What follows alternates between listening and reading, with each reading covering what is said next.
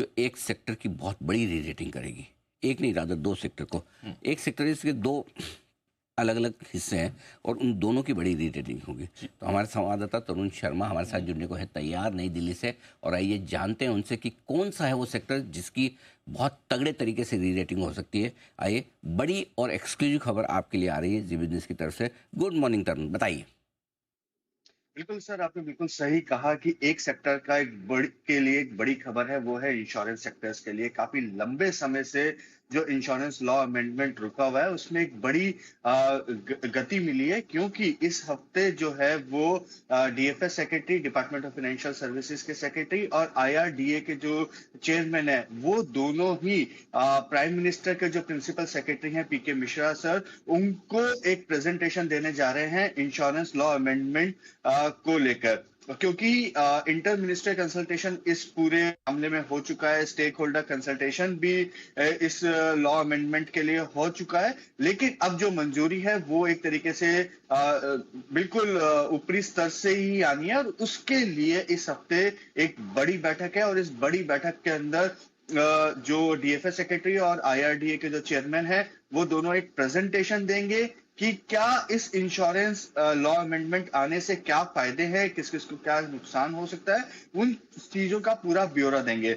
मैं अपने दर्शकों को बताना चाहूंगा कि यदि ये इंश्योरेंस लॉ अमेंडमेंट आता है तो क्या क्या चीजें हो सकती हैं। जो लाइफ इंश्योरेंस कंपनीज हैं वो हेल्थ इंश्योरेंस बेच सकती हैं, जो हेल्थ इंश्योरेंस कंपनीज हैं वो लाइफ इंश्योरेंस बेच सकती है। इसके साथ साथ थीम बेस्ड इंश्योरेंस कंपनीज भी देश में आ सकती है, और जिसकी जो भी नेटवर्क की जो रिक्वायरमेंट है उसको भी रैशनलाइज किया जाएगा। क्योंकि सरकार का यह मानना है कि यदि हम थीम बेस्ड इंश्योरेंस कंपनीज लेकर आ रहे हैं तो उनका रिस्क भी लिमिटेड होगा, तो उसके लिए जो अभी की जो नेटवर्क की जो रिक्वायरमेंट है उसको रखना जरूरी नहीं है। साथ ही जो इंटरमीडियरीज हैं उनके लिए भी रास्ता खुलेगा, और इसके साथ साथ जो रिस्क असेसमेंट है उसमें भी चेंजेस आएंगे इस इंश्योरेंस लॉ अमेंडमेंट यदि सरकार लेकर आती है। जो उम्मीद ये थी कि बजट के अंदर ये आए, लेकिन फिर भी कुछ कंसर्न्स थे, इस वजह से बजट में नहीं आ पाया। लेकिन अब जब जो बात है वो पीएमओ लेवल तक पहुंच गई है, तो उम्मीद ये की जा रही है कि जो भी विंटर सेशन होगा उसमें इंश्योरेंस अमेंडमेंट लेकर आया जा सकता है। तो एक बड़ी बैठक इस हफ्ते इंश्योरेंस लॉ अमेंडमेंट को। ऑलराइट, तो बड़ी बैठक हो सकती है इस हफ्ते टॉप लेवल्स पर। ये सरकार निर्णय लाने की तैयारी में, थीम बेस्ड इंश्योरेंस लाने की तैयारी हो रही है। अनिल जी, जरा समझाइए क्या फायदे हो सकते हैं इसके, क्या सोच विचार होगा ये लाने के लिए थीम बेस्ड इंश्योरेंस? हाँ, दो चीज़ें हैं। पहली बात तो ये किया जा रहा है कि सारी इंश्योरेंस कंपनियां 8 पार हो जाएगी। ओके।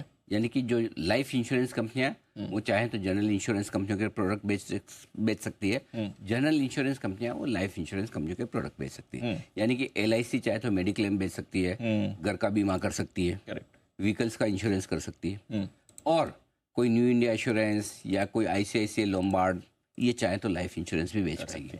इसके पीछे लॉजिक क्या है? लॉजिक है कि इंश्योरेंस तो इंश्योरेंस है, करेक्ट, उनको अलग अलग में क्यों बांटो? दोनों के लिए अलग अलग लाइसेंस की जरूरत क्या है? क्यों ना एक ही लाइसेंस में जिसको जो करना है करने दें। ये थॉट प्रोसेस, क्योंकि नहीं तो आपको अलग अलग नेटवर्क बनाना है, एजेंट्स तैयार करने हैं, बिजनेस को पेनिट्रेशन करना है। तो इनसे होगा ये कि जो भी कंपनी इंश्योरेंस के बिजनेस में है वो दोनों करना चाहे दोनों कर पाएंगे, और उनके लिए कॉस्ट बचेगी बिजनेस करने की, अगर दोनों करना चाहते हैं। ठीक है, और फायदा किसको होगा? इसमें फायदा होगा बड़ी कंपनियों को, चाहे वो प्राइवेट सेक्टर की हो चाहे पब्लिक सेक्टर की। क्यों? क्योंकि बड़ी कंपनियों के लिए उनके पास बड़ा नेटवर्क है, और उनके लिए किसी भी तरह के इस तरह के प्रोडक्ट इंट्रोड्यूस करना या तो सबसे बड़ा फायदा अगर किसी एक को होगा तो वो है एलआईसी।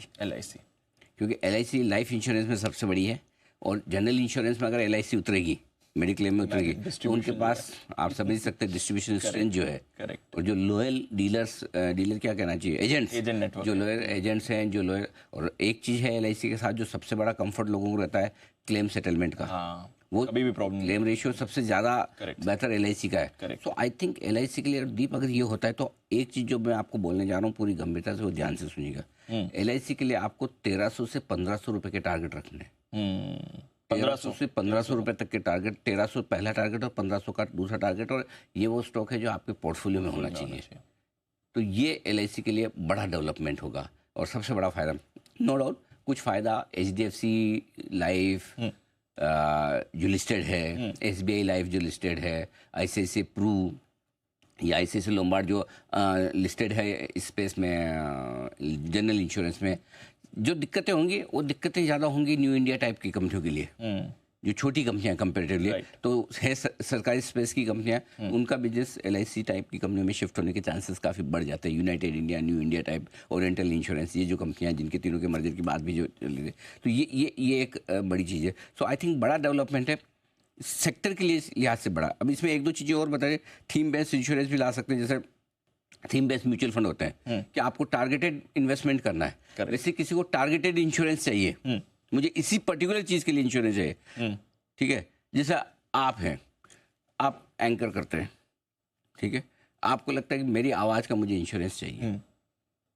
करेक्ट, होते हैं उस तरह के इंश्योरेंस, टारगेटेड इंश्योरेंस प्रोडक्ट्स बाहर ग्लोबली काफ़ी होते हैं बिल्कुल। हमारे यहाँ था। और दूसरा है कि इस इंश्योरेंस के बिजनेस में उतरने के लिए जो नेटवर्थ एक्सपीरियंस वगैरह का जो है उसका भी रिक्वायरमेंट थोड़ा कम किया जा सकता है, आसान किया जा सकता है। तो ये बड़ा डेवलपमेंट है जो होने जा रहा है, जिस पर फोकस करना है। और सारी कंपनीज एट पार हो गई। चलिए LIC के लिए, लेकिन अब इसमें एक दिक्कत और आएगी। दिक्कत ये आएगी, कई सारी कंपनियां ये कहेगी भाई हमने इतने सालों तक पैसा डाला, हमने ये सोच के डाला था क्या कि दूसरे भी आ जाएंगे, ऐसे आ जाएंगे, वैसा है। देखो हर चीज़ के फ़ायदे नुकसान सब है, तो जो एग्जिस्टिंग प्लेयर्स हैं थोड़ा रोएंगे तो सही, लेकिन बड़े प्लेयर्स को फ़ायदा, बड़े प्लेयर्स और बड़े होंगे, ये बात सही है। बिल्कुल, तो बड़े प्लेयर्स को फ़ायदा होगा इसका। LIC एक बार चार्ट पर भी राय ले लेते हैं कुणाल जी से। कुणाल जी देखें सर, खबर के बाद स्टॉक में बड़ा रिएक्शन भी आया, 2.5% ऊपर है इस समय LIC। देखिए अच्छा खासा करेक्शन भी LIC में हुआ है दीपांशु, और मुझे लगता है कि लगभग 1200 के लेवल छू लेने के बाद स्टॉक 1000 तक नीचे आया, तो अच्छा 20% का करेक्शन हुआ और एक बड़ा सपोर्ट 1000 के आसपास अब चार्ट पर आ चुका है। तो मुझे लगता है कि ओवरऑल ये बहुत अच्छा एंट्री पॉइंट है। तो जिनको भी LIC खरीदना है, थोड़ा medium to long term view हो, तो मुझे लगता है 1000 के आसपास बुरा नहीं है। इन स्तरों पर खरीद करके चलें, थोड़ा सा मीडियम टर्म व्यू रखें। मुझे लगता है न केवल स्टॉक अपने लाइफ टाइम हाई लेवल्स को पार करेगा बल्कि नए हाइस दिखाएगा।